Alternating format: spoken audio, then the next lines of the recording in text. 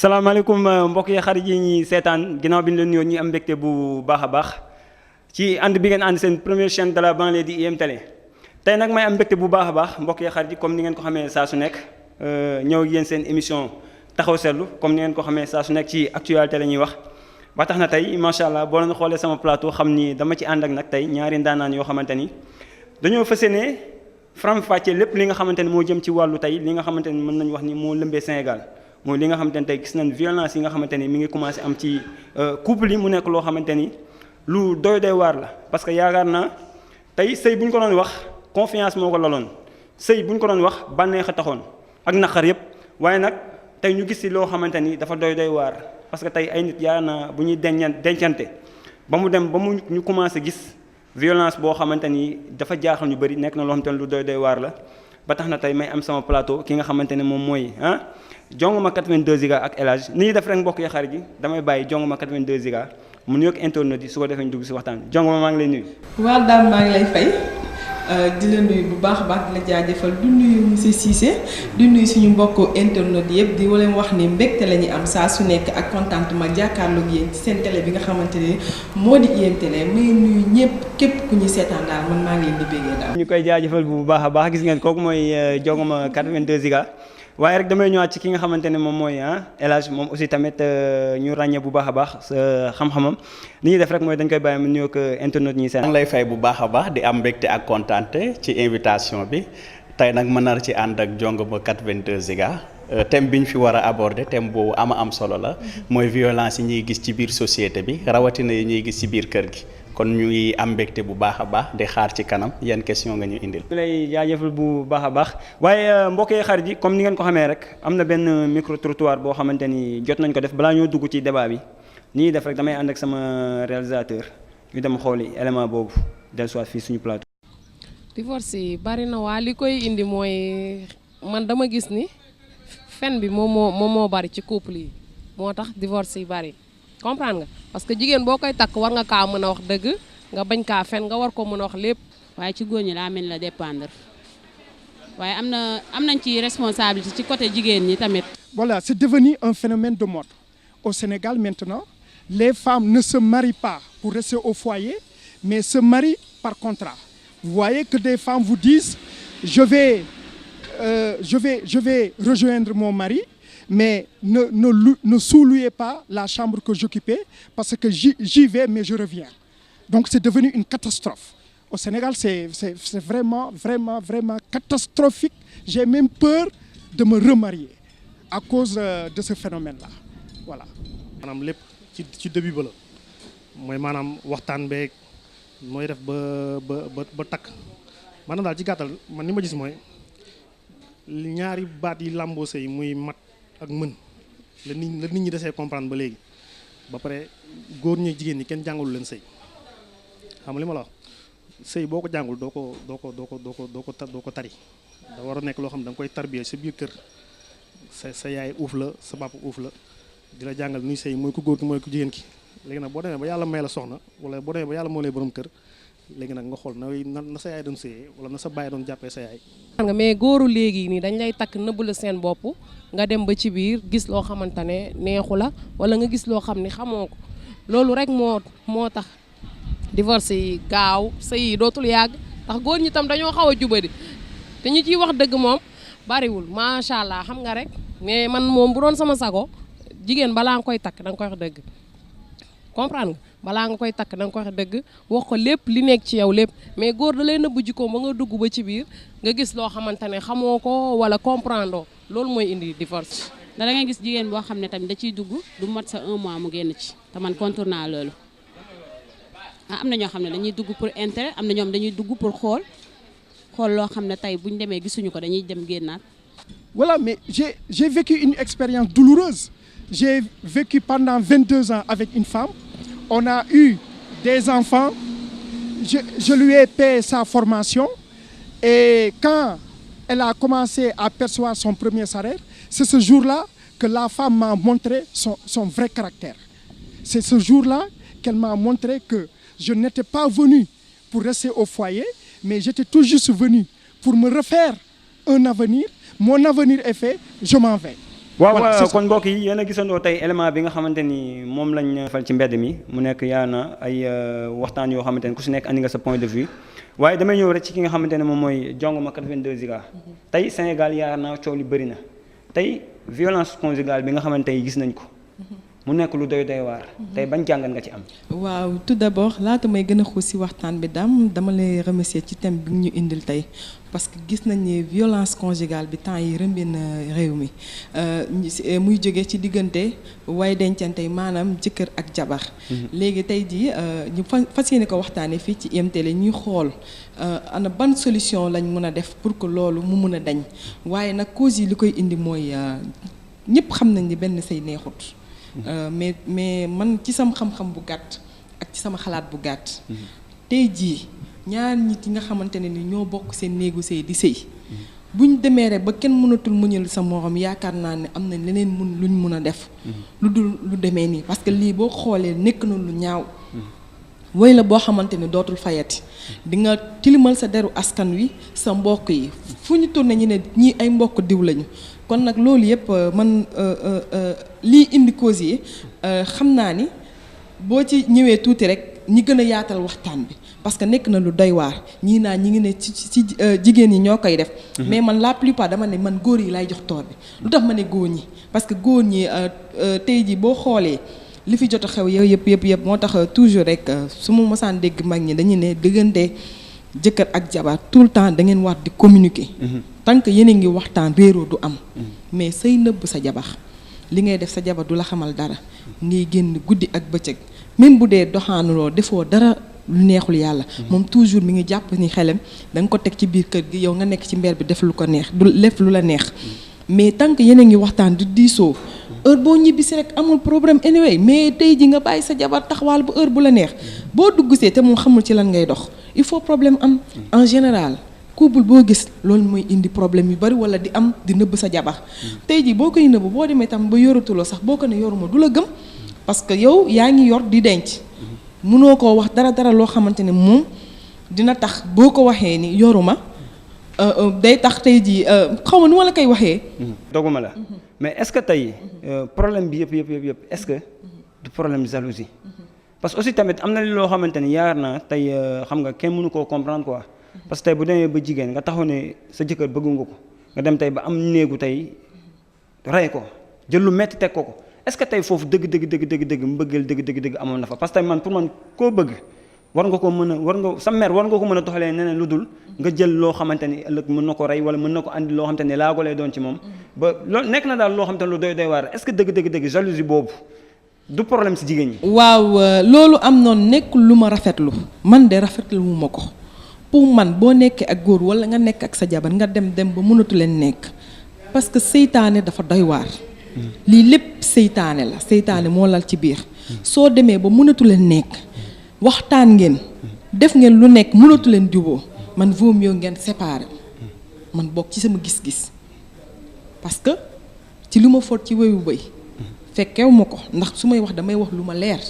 mais am na lu ma jot a déglu ñoom tout le temps dañuy xuloo dañuy jote mais boobu ana parents yi an ñi nga xamante ne ñoo takkoon sëy ana kilifa yi toujours damay dégg ñu ne sëy xale bu yëngoo rek kilifa yi ñooy taxaw di defar mais boobu ana parents yi parce que tey man su ma demee ba nekk ak sama jëkkër wala ma nekk ak sama jabar mënatuñoo juboo mënatuñoo déggoo ci leneen dañuy xoolaat ñi nga xamante ne tey jii bu ñu ñëwee dinañ mën a defar au fur et à mesure mag yi di ñëw di waxtaan ak yéen li nekkoon ci xol yi di dañ mais imagine toi chaque jour nga jote ak sa jabar chaque jour ngeen xuloo yow da nga may eenal man dama lay eenal loolu mooy indi façon problème yi. waaw Jongoma 82 Giga dégg nañ li nga xamante ni loolu nga wax waaw mu nekk ay kàddu yoo xamante ni kàddu yu am solo waaye mbokk yi xarit yi comme ni ngeen ko xamee rek su ma ñëwee ci ki nga xamante ni moom mooy El Hadj mais El Hadj dégg nga li nga xamante ni Jongoma 82 Giga moom la mais man dinaa ñëwaat ci feneen mooy El Hadj tey góor ñi ñu si bëri tey dañ leen commencé di accuser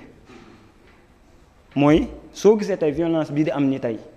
ci couple yi mooy góor ñi waxatuñu dëgg seen jabar yi te loolu ban jàngat nga ci am. question bi kontaan naa si bu baax a baax waaye man duma d'accord fi ma mi waxee ne góor ñi duñu wax seen jabar yi dëgg non man d'accord ma foofu tey dafa am loo xamante ni dafa am ci biir sëy te bokk si woon xam nga bu njëkk jigéen da nga daan am kilifa mais tey sëy yi amatul kilifa déjà fi ñuy jëlee ku góor ki dañuy fexe def seen pexe ba génnee ko sax kër yaayam kër famem dem yóbbu ko ci benn appartement foofu nekk lu xat loo xamante ni ci la ñuy créer seen mbir tey violence physique bi avant muy am dafa amoon violence verbale avant ñuy dal ci kaw kenn avant ñuy dóore avant ñuy lakk avant ñuy yàq mais dafa amoon lu xew am na ay coow yu yoo xamante ni dañu nekk ci biir kër gi te loolu man ni ma gis ñu koy indi mooy jigéen ñi mooy dañ kumpa bi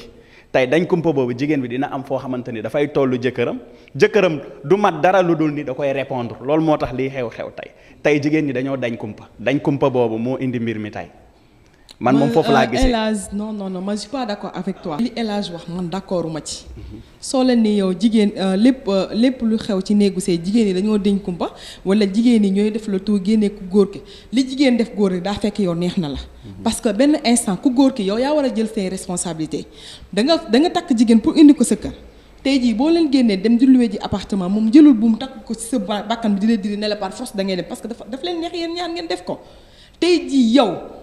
am na fi ma wax nga ne d'accord ci ak man mais def naa àdduna ñi seetaan te kilifa yaa ngi ñuy déglu lépp loo xamante ne am na nëbboo du dem couple bu am nëbboo seetlu ko en général du dem mais lépp lu xew nga ñëw diisoo si sa ak jabar lu munta xew ak lu metti nga di ko wax dëgg yaakaar naa ne foofu jàmm rek fay xew mais la plupart du temps boo gisee jigéen ñi dem bay nekk jigéen yu violent wala jigéen yoo xamante ne naqari wala am na ñu mel yéen a ko def suñu xol. yéen a ko def suñu xol waaw man mami du ma d'accord foofu muy waxee. si da ngay d'accord ak man. da ngay d'accord ak man. du ma d'accord foofu mami fi muy waxee. da ngay parce que d'accord xam nga lu ak tax man du ma ci d'accord ak yow. di nga d'accord ak man. xam nga li tax du ma d'accord ak man parce que li ngeen di nëbbatu li ngeen di laqatu moo bari. waaw mami est-ce que mën nga ma may ma wax non da ngay jël jigéen nga takk ko yóbbu ko sa kër. waaw léegi bàyyi ko foofu doo ko nangoo jox léegi mami may ma wax. du ma la may nga wax non da nga soo jëlee jigéen génnee ko ci kër baayam nga yóbbu ko sa kër lu la war mooy nga yërëm ko nga bëgg ko teg ko fi nga ko war a teg mais yow soo jëlee ku jigéen ki nga yóbbu ko ci appartement bi yow nga jël sa tànk bi diw fa laalo tali bu la neex nga tarxis koñ bu la neex nga ne salaamaaleykum moom mu koy dégg te du ko neex en général lu bon liy xew ci couple bi loolu moo koy andi bu ñuy jàpp ku bon ci société bi man góor a ma jur de mais jàpp naa ni góor yi ñoo fi gën a yées jàpp jigéen yóbbu ko ba pare di ko toroxal yéen la ñu war a joxoñ baaraam tuuma bi yéen ñii la ñu war a joxoñ baaraam tuuma bi. waaw déjà am na maam yow fi nga waxee rek mooy loolu bu dee yow noonu ngay dundee sa kër doo jubóog ki nga nekkal. non parce que yow da ngay attaqué déjà bu dee yow nii nga waxee noonu ngay dundee yow doo jubóog ki nga nekkal. non parce que yow da nga ne sikk bi yëpp